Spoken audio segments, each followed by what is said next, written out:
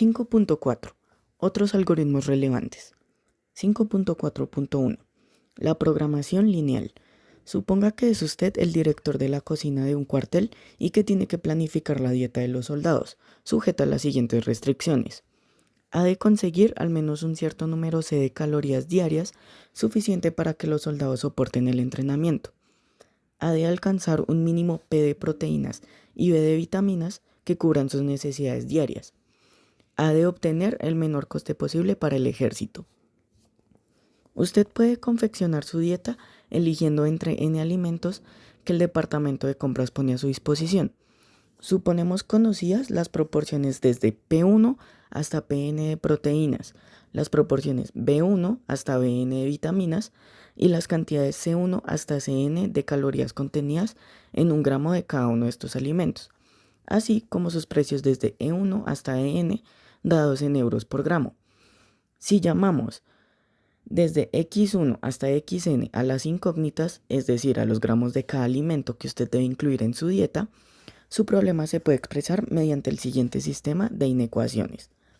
Minimizar la sumatoria de E1x1 hasta EnXn sujeto a la sumatoria de P1x1 hasta Pnxn mayor o igual que P, la sumatoria de B1x1 hasta Bnxn mayor o igual que B, la sumatoria de C1x1 hasta Cnxn mayor o igual que C, con cada uno de los x mayor o igual que 0, desde x1 hasta xn. Este fue el problema que se le planteó al matemático americano George Dantzig, 1914-2005, cuando, en 1946, aceptó un empleo como consultor para el Departamento de Planificación de las Fuerzas Aéreas de Estados Unidos. Su aportación a la solución de este problema y a muchos otros de planificación expresables en términos semejantes fue el algoritmo conocido como método del simplex, 1947. Resolver un conjunto de inecuaciones lineales sujetas a maximizar o minimizar una función objetivo, también lineal, se conoce como un problema de programación lineal. Si bien aquí el término programación está empleado en su acepción de planificación y no en el sentido de programar computadores, la programación lineal y sus métodos de resolución dieron lugar a toda una disciplina a caballo entre las matemáticas y la algoritmia, conocida como programación matemática, que hoy tiene sus propios congresos y grupos de investigación universitarios especializados. En términos geométricos, un simplex es un poliedro convexo en un espacio n-dimensional. Si suponemos n igual a 2, hablamos de un polígono convexo en el plano. El conjunto de inecuaciones determinan un poliedro tal llamado región factible, que corresponde a todos los valores de las incógnitas que satisfacen las inecuaciones. La ecuación de la sumatoria de E1x1 hasta EnXn igual a k, formada a partir de la función objetivo, determina un hiperplano para cada valor de k. Al variar k, dicho hiperplano se desplaza en el espacio. El mayor valor de k, o el menor si se trata de un problema de minimización, se alcanza en el vértice del poliedro más alejado en la dirección en que crece o decrece k. El método del simplex comienza con una solución factible trivial y luego se desplaza a lo largo de las aristas del poliedro en una dirección en la que crezca la función objetivo. Cuando ésta no puede crecer más y supuesto que el poliedro es convexo, se ha alcanzado el valor óptimo. En 1947 todavía no había computadores disponibles y Dantzig resolvió su primer problema con 77 incógnitas y 9 inecuaciones, utilizando una calculadora de mesa y muchas horas de trabajo. En 1952 pasó a trabajar para Remington Rand, la empresa que comercializó los Univac de Eckert y Mauchly, y allí pudo poner su algoritmo en forma de programa. El coste asintótico del método del simplex es exponencial en el caso peor. No obstante, ese coste se manifiesta solo en casos patológicos. La mayor parte de los problemas se resuelven con costes polinomiales. En 1979, el matemático soviético L. Kachyan diseñó otro algoritmo para programación lineal, cuyo caso peor era polinomial. Sin embargo, el método del simplex continuó siendo más utilizado porque en la práctica era más eficiente. Hubo que esperar hasta 1984 para encontrar un algoritmo polinomial que en la práctica compitiera con el de Dantzig. Se llama método proyectivo y se debe a N. Kamarkar. A diferencia del de Danzig, no recorre las aristas del poliedro, sino sus puntos interiores. Una variante de la programación lineal consiste en exigir que las incógnitas tengan valores enteros en lugar de reales. A veces es útil exigir incluso que los únicos valores permitidos para las variables sean 0 y 1. Se habla entonces de programación lineal entera. Estos sistemas de ecuaciones permiten expresar problemas de planificación que no es posible expresar con la programación lineal convencional. A diferencia de esta, sin embargo, la programación lineal entera es un problema NP completo. Para su resolución se utilizan los algoritmos habituales de exploración de espacios de soluciones conocidos como de vuelta atrás y de ramificación y poda, cuyos costes en el caso peor son exponenciales. Un grafo se puede definir matemáticamente como un par BA, donde B es un conjunto finito de vértices y A es un conjunto de aristas o de arcos entre dichos vértices. Si U y B son vértices, el par V representa la arista que une U con B. A veces es útil considerar que los componentes del par están ordenados, es decir, que no es lo mismo el par V que el par BU, en cuyo caso se habla de grafos dirigidos. En otras ocasiones es útil identificar ambos pares, en cuyo caso se habla de grafos no dirigidos. La figura 5.18 muestra un ejemplo de cada tipo. Figura 5.18. Ejemplos de grafo dirigido y no dirigido. No dirigido, dirigido. Un grafo puede representarse mediante diversas estructuras de datos que no detallaremos aquí. Suelen tener más interés los algoritmos que realizan cálculos sobre ellos porque resuelven problemas de gran importancia práctica.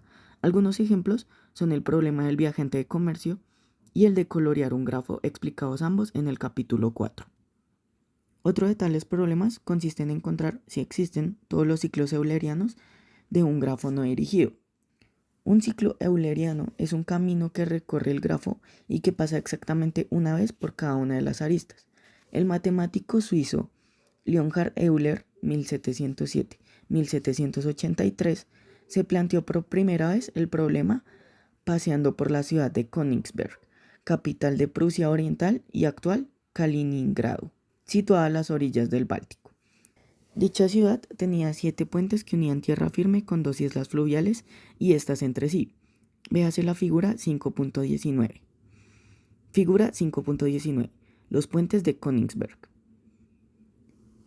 Euler se preguntó si era posible diseñar un recorrido que le permitiera cruzar los 7 puentes sin repetir ninguno.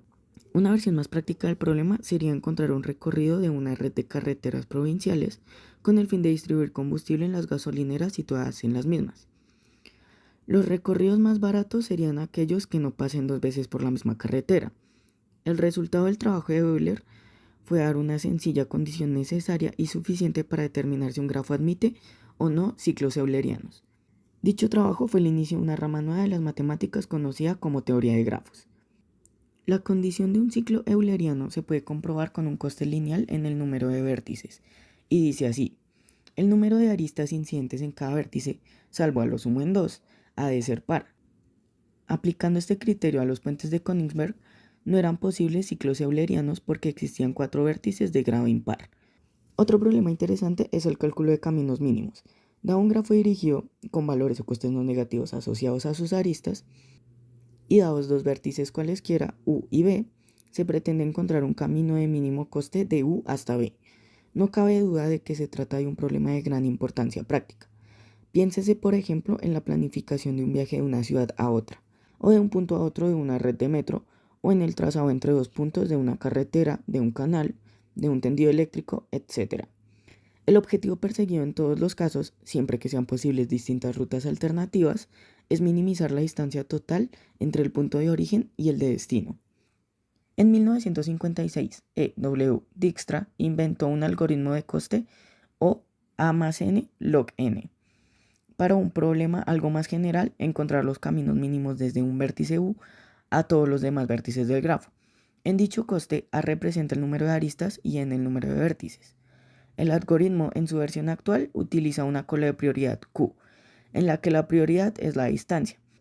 Al principio de la ejecución almacena en Q todos los vértices, excepto el inicial B sub 0, junto con sus distancias a dicho vértice a través de una sola arista. Si no existe tal arista, registra una distancia infinita. En cada iteración, selecciona el vértice más cercano a B0 y lo elimina de Q. Para los vértices que aún permanecen en Q, actualiza su distancia mínima a B0, teniendo en cuenta posibles caminos que pasen por el vértice eliminado. Nótese que ello implica que la cola soporte una operación de modificación dinámica de la prioridad. Recordemos que, por ejemplo, los montículos de Fibonacci lo ofrecen con un coste amortizado en O1. Aunque el algoritmo resultante es breve de escribir, el razonamiento sobre su corrección dista mucho de su trivial. Dijkstra no publicó este algoritmo hasta 1959 porque en esta época la programación no tenía todavía la categoría de ciencia y pensó que a sus colegas matemáticos les parecía poco respetable publicar la resolución de un problema, al fin y al cabo finito. Dijkstra falleció lamentablemente en 2002, es otro de los grandes fundadores de la ciencia de la programación y su nombre aparecerá frecuentemente en las páginas que siguen. Nació en Rotterdam en 1930, estudió física teórica y tras sus contactos con los primeros computadores holandeses en 1952, decidió dedicarse a la programación. Él mismo relata con ironía que en su cartilla matrimonial no le permitieron poner programador en el apartado de profesión y hubo de registrarse como físico, lo cual da idea de la poca consideración de que gozaba la actividad de informático en sus primeros años. Edsger W. Dijkstra, 1930-2002. Volviendo a los caminos mínimos, en 1962, R.W. Floyd diseñó un algoritmo de coste o n cubo para calcular todos los caminos mínimos de un grafo. Este coste es mejor que llamar n veces al algoritmo de Dijkstra cuando el número a de aristas está cercano a n cuadrado, es decir, cuando el grafo es muy denso. Se basó en un algoritmo previo, debido a S. Warshall, que calculaba el cierre transitivo de una relación binaria. Necesita un espacio en O(n cuadrado), en concreto una matriz de n por n de distancias, para realizar los cálculos y almacenar el resultado final. No se conocen algoritmos eficientes para calcular un solo camino mínimo entre dos vértices. En la práctica, se utiliza el de Dijkstra para este problema. A veces se desea conectar todos los vértices de un grafo mediante un conjunto de aristas que no contengan ciclos, de forma que la suma de los costes de dichas aristas sea mínima. Ese sería, por ejemplo, el problema que se le plantearía a un ingeniero de caminos que pretendiera construir un tendido eléctrico para abastecer a todos los pueblos de un valle, o el que tendría un ingeniero informático para unir todos los edificios de una universidad mediante una red de datos. En ambos casos, intentarían emplear la menor longitud de cable posible y nunca formarían un ciclo en el tendido. En términos de grafos, el problema consiste en encontrar un árbol de recubrimiento de coste mínimo. Se conocen al menos dos algoritmos eficientes para resolver este problema, debidos respectivamente a J.B. Kruskal, 1956, y a R.C. Prim, 1957. El de Kruskal recorre todas las aristas en orden de menor a mayor coste y las va incorporando al árbol de recubrimiento siempre que no formen ciclos con las ya existentes. Esta comprobación puede hacerse de un modo muy eficiente, en O log n, utilizando para almacenar el árbol de una estructura de datos ingeniosa llamada estructura de partición. El coste total del algoritmo aplicado a un grafo de n vértices y a aristas está en O a log n. El de Prim parte de un vértice cualquiera y construye a partir de él un árbol de recubrimiento progresivamente más grande hasta que recubre todos los vértices del grafo. El coste obtenido está en O(n cuadrado) y las estructuras de datos utilizadas son simples vectores. En la figura 5.20 se muestra un grafo no dirigido y los árboles de recubrimiento mínimos obtenidos respectivamente por los algoritmos de Prim y Kruskal. Figura 5.20. Árboles de recubrimiento mínimos ARM en un grafo no dirigido. Grafo dirigido con costes. ARM producido por Prim. ARM producido por Kruskal. En el primero de ellos, el vértice inicial elegido es el 1.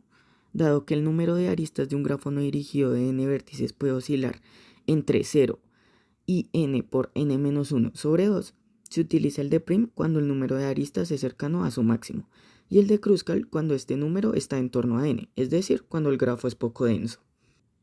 Un último algoritmo sobre grafos que en su momento tuvo gran impacto fue el diseñado por J. Hopcroft y R. E. Tarjan en 1970 para determinar si un grafo es o no planar. Recordemos del capítulo 4 que un grafo es planar si se puede dibujar en un papel sin que ninguna arista corte a otra. Este problema es crítico en el diseño de circuitos impresos y en el de circuitos integrados. En ambos casos ha de ser posible trazar las líneas que representan los conductores sin que se corten unas a otras. El mejor algoritmo conocido para este problema en 1970 tenía una complejidad de O(n) a la 6. El de Hopcroft y Tarjan tiene una complejidad de O(n). Se trata de un procedimiento recursivo basado en el algoritmo de recorrido en profundidad de un grafo. Ambos investigadores realizaron numerosas aportaciones al estudio de estructuras de datos y algoritmos y sobre todo al análisis matemático de su complejidad. En particular, Tarjan fue el creador de la rama de la misma, llamada complejidad amortizada, de la que en este capítulo han aparecido algunos ejemplos. Por dichas contribuciones, recibieron conjuntamente el premio Turing en 1986.